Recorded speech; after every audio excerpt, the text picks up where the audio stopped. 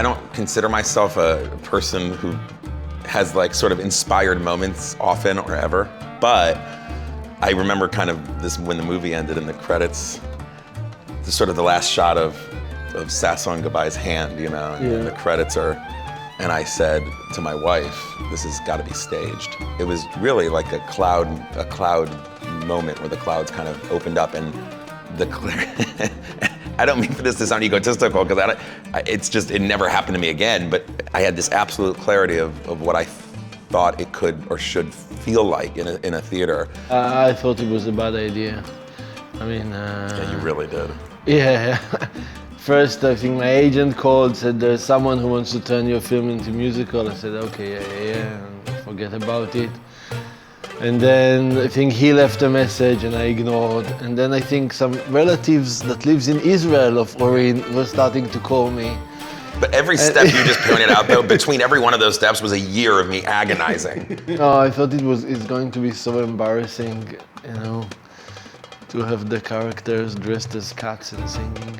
That was his plan at the beginning, to dress them as cats. It was an idea. That is inspiration. That was when I was really concerned with making something very commercial. What he just said is true. I mean, I called these agents in the US. I found out who at Sony who represented him, and they said, oh, we spoke to him, he's not interested.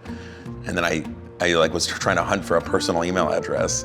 And then, yeah, I had a cousin through my wife's side. Israel's a very small country. Everybody sort of can get everyone's email. It's not that hard.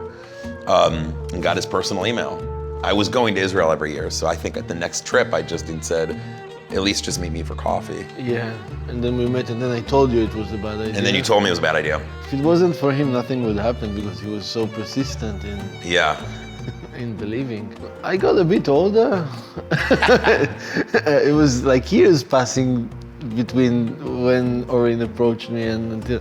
And then one day I just thought to myself, why do I say no? Because, you know, you have to let life live. I mean, I have to give up some control of things. There's someone here who really, really likes it and loves it. So why don't I just give him the opportunity to do something with it? It suddenly struck me that I'm just being stupid. And then I remember when I saw it on stage the first time at the Atlantic, after years, it was first time to me to see it a little bit from afar, from the side, just looking at what is it, what's there, what's touching people's heart. And then I was thinking to myself, there's something blessed about this story, about the very simple fact that an orchestra comes into simple people's life. If in our own daily life, suddenly an orchestra came in and played tune to us washing the dishes, play a tunes for us, you know, having a fight with the wife, play a tune for us.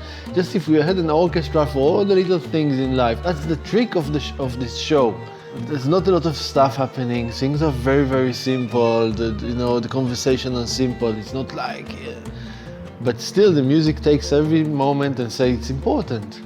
This is also important, you know, that's the connection with the beginning where I say it wasn't that important, but what the show stands is against it. Is that that's the most important things. Those small things are the most important things. This is what your life consists of.